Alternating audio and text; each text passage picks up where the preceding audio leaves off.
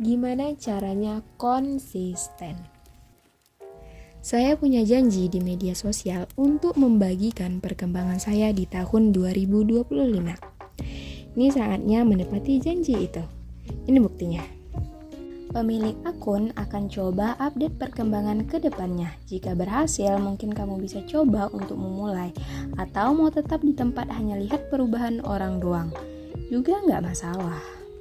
Hai kamu, iya, kamu yang mau berubah di tahun 2025. Berdasarkan informasi yang diperoleh dari internet, berikut hal-hal yang perlu kita ubah ke arah yang lebih baik lagi. Yang pertama, kebutuhan primer. Yang kedua, waktu yang berkualitas.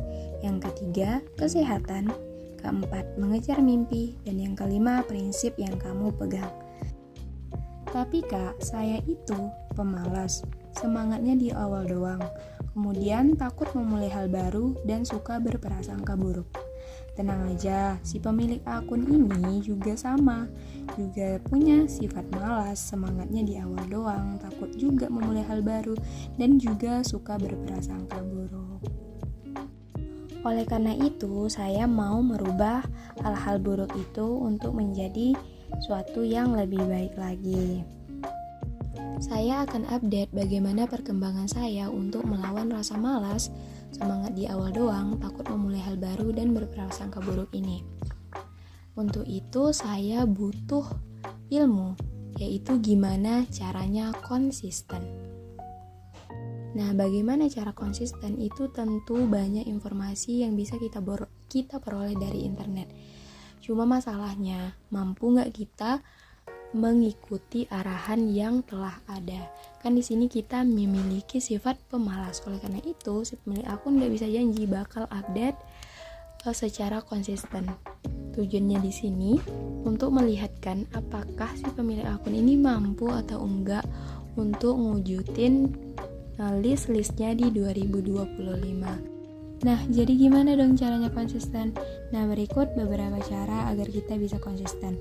Sesuaikan saja dengan prinsip-prinsip yang kita pegang. Yang pertama, tetapkan tujuan yang jelas. Yang kedua, buat jadwal atau rencana. Yang ketiga, mulai dari hal-hal kecil. Yang keempat, temukan motivasi pribadi. Yang kelima, disiplin dan hindari alasan. Yang keenam, evaluasi dan perbaikan. Yang ketujuh, cari dukungan. Dan yang terakhir, rayakan kemajuan. Ingat, ikutilah sesuai dengan prinsip-prinsip yang kita pegang.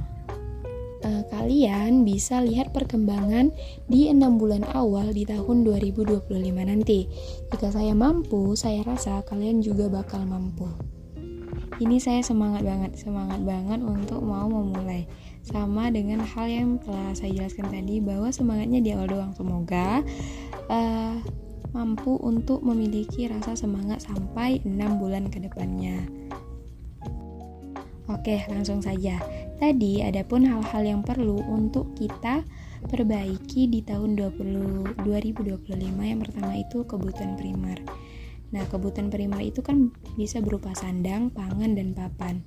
Nah, karena saya itu tahu saya punya masalah dalam hal ini.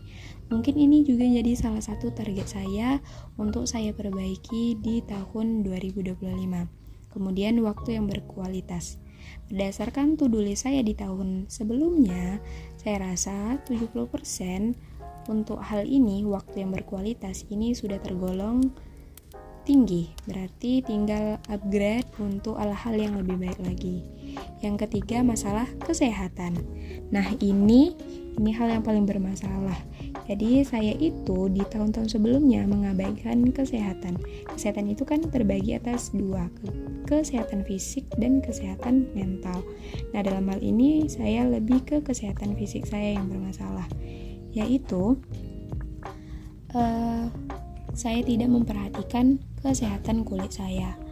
Entah kenapa saya menganggap hal ini gak terlalu penting untuk saya perhatikan, sehingga menjadi sebuah permasalahan yang saya rasa sudah cukup serius di kulit saya. Semoga saya bisa memperbaiki kondisi kesehatan kulit saya. Mohon doanya teman-teman. Kemudian yang keempat yaitu terkait mengejar mimpi. Di tahun-tahun sebelumnya saya juga telah membuat yang namanya to-do list. To-do list ini sangat membantu saya dalam proses mengejar mimpi-mimpi saya. Lebih dari 50% dari mimpi-mimpi saya di tahun 2024 alhamdulillah tercapai. Semoga mimpi-mimpi saya di tahun 2025 ini juga bisa tercapai. Tentu dalam mengejar mimpi ini dari tahun ke tahun kita punya mimpi yang berbeda, sehingga kita perlu ilmu bagaimana caranya untuk kita bisa dan konsisten dalam mengejar mimpi-mimpi kita. Yang kelima, masalah prinsip yang kita pegang. Nah, sejauh ini 80% saya itu masih memegang prinsip-prinsip yang telah saya buat. Kenapa prinsip ini menurut saya hal yang penting? Karena dengan adanya prinsip kita itu bakal terarah.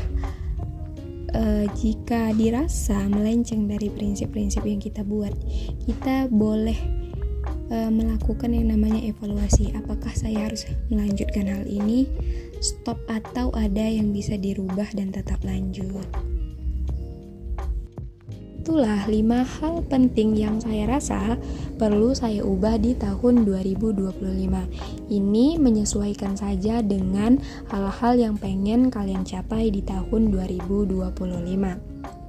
Oleh karena itu, sebelum kita memasuki tahun 2025, kita udah boleh mulai dari sekarang, yaitu melakukan refleksi diri atau evaluasi diri.